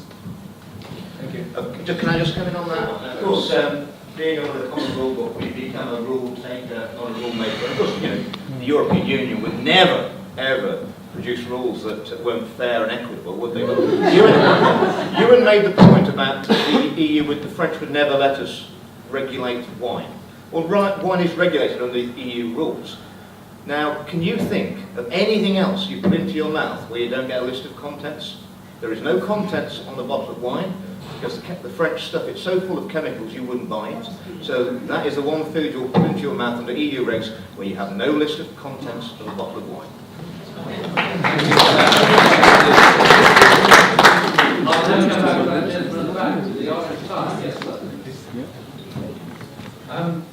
Do we need to not have a bit of a reality check here? With 80% of MPs being pro-Remain, Chequers deal probably going to be voted down, continually being outflanked by the government and the Remainers. Appeasement does not work with the EU. How about if we actually start to be strategic and tactical and try and outflank them instead of being outflanked? How about we say we switch to EFTA EEA in the short term, we get hold of fisheries, agriculture, home affairs, justice, we save money, we're no longer under the ECJ, we control immigration, and then what we do is we can say, as a concession, we can be in the customs union for 2 years. In the meanwhile, as a concession in return, we deal with the root causes of how we got into the EU for so long. We have privatisation of the BBC, petition referendum. The question is, we need to have a strategy. If we use the FTEA route, we can then actually win 70% of what we want, and then the rest of the EU. agree. It's such a perilous situation, as of our own making. This is not, the fault lies not in our stars, but in ourselves. That it is absolutely understandable for people to desperately search for compromises, and I applaud you for that. The problem is that I think the compromise you propose doesn't actually work. Exactly. Deal, and I'll tell you why. First of all, you would have to negotiate into the EEA. Once you have left the EU and you're not a member of the EFTA, you are not, contrary to what has been thrown out about this, you are not a member of the EEA. You will need to negotiate, you will need other countries to accept it. Now, we have already negotiated at great pain an implementation period that effectively delivers all of these things from March to December 2020, but at least is time limited. Now, let's suppose that you can actually do that. You can actually disregard everything the other EFTA countries have said, disregard everything the Norwegian leader has said, that we're not going to do it, we're not going to rebalance. Consider what the EFTA countries would have to do. They would have to totally rebalance their relationships with the EU. They are small countries. So that the UK could be in the EFTA arrangement for a limited period. They're simply not going to do that. Those relationships are fraught enough. The Swiss will certainly not contemplate such a thing. And the other problem with it is if the intention is to have continued free circulation, then you must of course be in the customs union. Well, you can't be an EFTA member and also in the customs union. So I think there's all kinds of problems, and we don't have very much time to then suddenly reverse and negotiate this. The EU has no appetite for doing this, and they would ultimately have to sign off on this. Then let's suppose we're in it. We're in it as rule takers. If you look at, and an argument has been made that lots of EFTA countries can negotiate trade deals, and that's true, they can negotiate trade deals, but have a look at the trade deals they negotiate. They are very limited, they are basically tariff deals, they are very limited on services because they can't put their regulatory system on the table. And this is the most important thing, it's often, I think, misunderstood from a negotiation point of view. If you are negotiating with another party, like the US or like the TPP, what are their asks? What do they want from you? They want regulatory flexibility so they can negotiate on goods and agri-food. That's basically what they all want. And if you've taken that off the table, which you've done with the EEA arrangement, then they're not going to be interested in you, and you've made it worse because now you have an indefinite arrangement. And I know it's said that you can drop out of the EEA very quickly. Well, I mean, this is academically and legally, one might be able to drop out of the EEA, but consider what the reaction of the UK business would be. First of all, they have now agreed an indefinite, different kind of state. There will be all kinds of cliff edge arguments, there will be all kinds of disasters that are being proposed, and we will never leave it. No one ever leaves the EEA. It is that Europeans are masters of making permanent a transition arrangement. Now, all that said, I agree with your approach of trying to look for a compromise. I think there is a compromise, but the compromise actually comes in the negotiation of trade deals, when you actually negotiate. You've got to stop negotiating with yourselves, and you've got to stop negotiating with your actual partners. And once you start to do that, yes, we will absolutely have to make trade-offs. We want to do a deal with the US, we want to get financial services, better terms of access, we want, for example, the US to accept our sort of version of the overseas persons exemption, for example. Well, we're going to have to give a lot for that.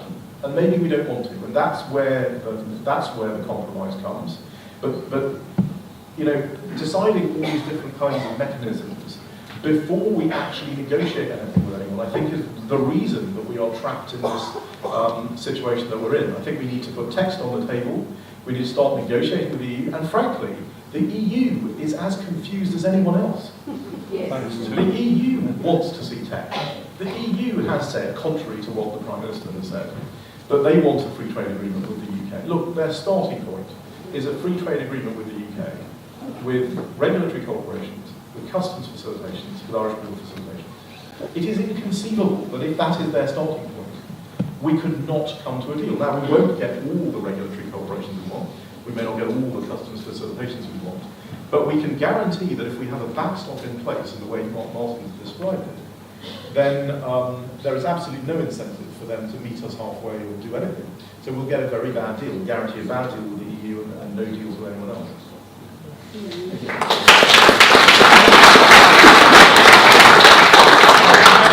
I just add, I agree, thanks Shanker, I fully agree with your points about the EEA. Hello? Yeah, I fully agree with Shanker's points about the EEA. Can I say there are a lot of very sincere people who are going around putting this forward as a possible way forward, and I don't doubt their sincerity. I do, however, I'm afraid that a lot of the things they are saying about this are simply not correct, and people are being, I'm afraid, misled by claims which are not accurate about the EEA, what the EEA relationship would involve. Although we would not be directly under the control of the European Court of Justice, we would be under the control of its little brother, the EFTA Court, which sits in Luxembourg in a little courtroom just behind the big European Court, and always follows its jurisprudence. On one claim is made, which is completely wrong and completely pernicious, and that is that we would not have to respect the rules of the single market on free movement of persons. We absolutely would. That is built into the EEA agreement. The exception is there is a clause which permits deviation from the rules in the case of sectoral or regional imbalances. Tiny Liechtenstein has used that when something like 35% of their population was immigrants from elsewhere in the EEA.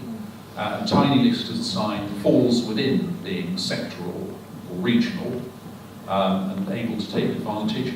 There's no way that the United Kingdom could possibly take advantage of that. And as to the argument that we regain control of fishing, well, the European Union would simply not agree to us transitioning into that state without the fishing industry continuing to be under their control, and indeed they have made that a condition of the backstop. They're allowing, graciously allowing Theresa May to negotiate. Thank you very much. Now, I'm going to ask one more question.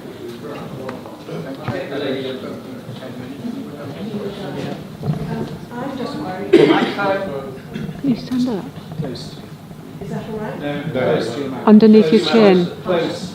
Underneath your chin. Yes. I'm worried about the brainwashing of the young, including some of my children, and the media bias. Close to your mouth. Right close. Like that? Yes. I'm worried about the brainwashing of the young and media bias, and only talking about money and not sovereignty and making an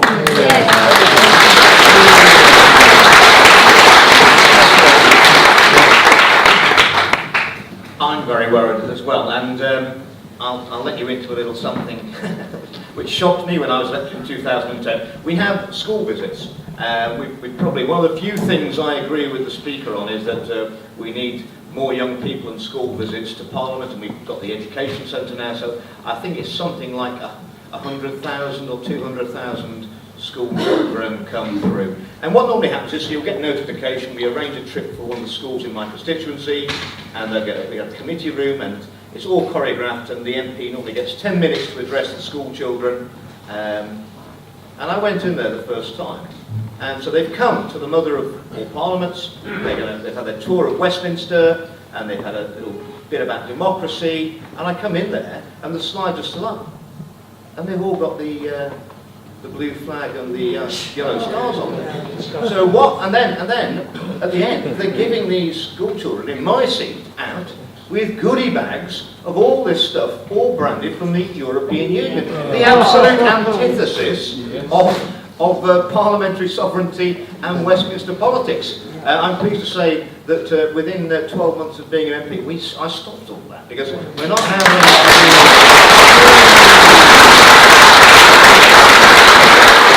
that was the insidious nature of the European Union, that even when our school children came to learn about our democracy and our parliament, they were given the EU propaganda and all the goodies and the rubbers and the pencils and the rulers and everything else. So that's how they've been working, and they've been working at it for a long time, 45 years.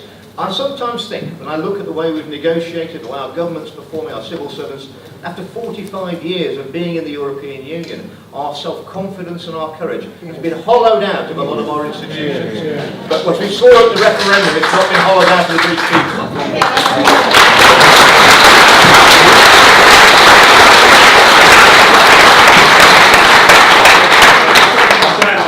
Sir, I must just pose my question. This is the end of the first session, I'm sure. Everyone is I could have stood up there. Okay, but I would like to make a point, please, sir, before the speakers finish. I would like to make a point. It's very important I make it. Fine. I must speak next, please, sir. Oh, get it out. I'm not. I want to talk about defence and why leave means leave, and perhaps the Bruges group are going to ignore it. I wish to bring it up. It is fundamental, the defence of this nation, right? If you allow me to speak, then yes. I think the lady made a critical point. We've faced a cultural war for the last 20 or 30 years. I think there's a tremendous confusion. I suspect everyone in this room loves Europe. Yes. The different cuisine, the architecture, the styles that vary, the literature, the culture that's come from Europe, and that has actually come from 20 or 30 different nations, each contributing true diversity. Unfortunately, many of our young people appear to confuse that glorious architectural and cultural heritage with the European Union, which has actually McDonald'sified that culture. Not only that, it's failed economically. It's caused mass unemployment in large parts of southern Europe directly as a result of the single currency and migration away, which is extremely unhelpful for those cultures and civilizations. So, absolutely right. And I think the BBC and others have played a major part in confusing. Yes. If I give you one word of optimism, where is the most conservative part of Europe at the moment? It's Eastern Europe. They survived communism for 50, 60, 70 years, but they haven't lost their collective memory, and I think we will not lose our collective memory.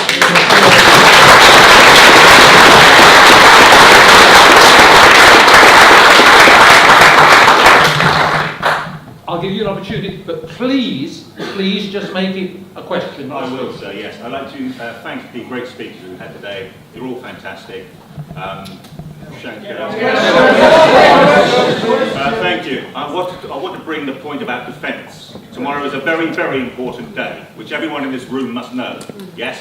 Why is it that leave means leave, never discuss defence? Now, I have looked down the list of speakers for this conference today, and I can't see one name that's going to talk about defence, right? Unification of our armed forces, right, into the EU is a major giveaway of our sovereignty, right? If the Bruges group, right, do not discuss this issue, right, then quite frankly, it's an energy drain, just like leave means leave is, right? They're sucking your energy and not addressing the true things which are going to give us sovereignty and independence. Our children and grandchildren are going to be sucked into the European army, okay? They are going to be sucked into the European army, as all European children are. And you can shout and reject it as much as you like, yet you can laugh at it, right?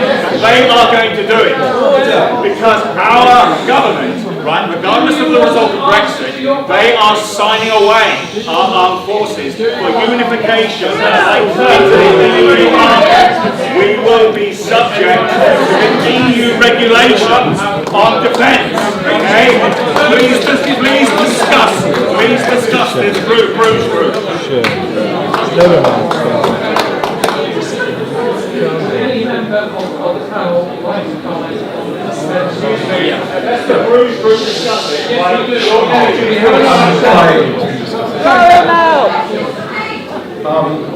I agree that the defence arrangement between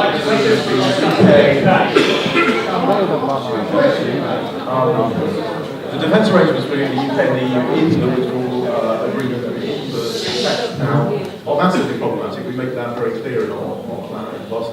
We will actually be coming out with a defence paper that will deal with this in a matter of a couple of minutes. The reason we at the IEA The reason we at the IA focused on what we focus on is because that's what we know about. I think lots of people should talk about the defence relationships, to talk about the Five Eyes relationship, should talk about defence trade. One of the major opportunities for the US and the UK is actually part of the common US defence area, so that we have better rules, better access into the US, where they are quite protectionist. So there are a lot of opportunities there, and there are a lot of opportunities that the Australians and the Canadians are already pursuing. And certainly, some of the things that have been suggested in the CHEQUERS agreement would, I think, bring into question those defence trade relationships and possibly even security relationships as well with the major partners that we need to work with. Thank you very much. Andrew. No country that has no control over its own armed forces, that is not a sovereign nation. And that is why I would always resist the European army. We were told before the referendum that any rumours about a European army were pure fiction. And what did Macron only say yesterday? We need to expedite the European army so we can stand up to the Americans and China.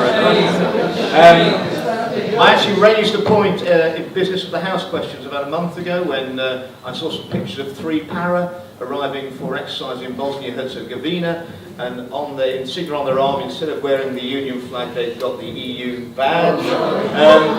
The Leader of the House did not give a satisfactory answer, but I can assure you that the badges were off within 2 days before the exercise.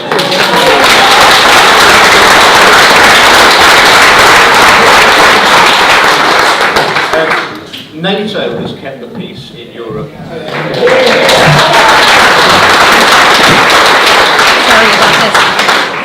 And when you look at, let's just look at the facts. The American defence budget is bigger. I think we've got the 3rd biggest defence budget in the world. The American defence budget is bigger than the next 6 countries added together. I know who I would be on to my side, and it wouldn't be President Macron.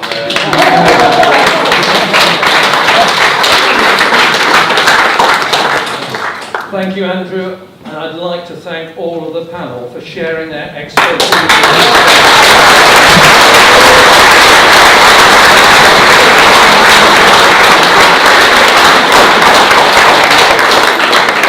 As you know, this isn't new at the Bruges Group. Meeting after meeting, we get people of this calibre on the platform and they provide us with excellent analysis. The question, why wouldn't our Prime Minister actually to second somebody like our panellists or many other experts we've had on our panel to number 10? It would be the obvious thing to do if they were genuine in wanting to get the best deal for Britain. People want the best deal. We want the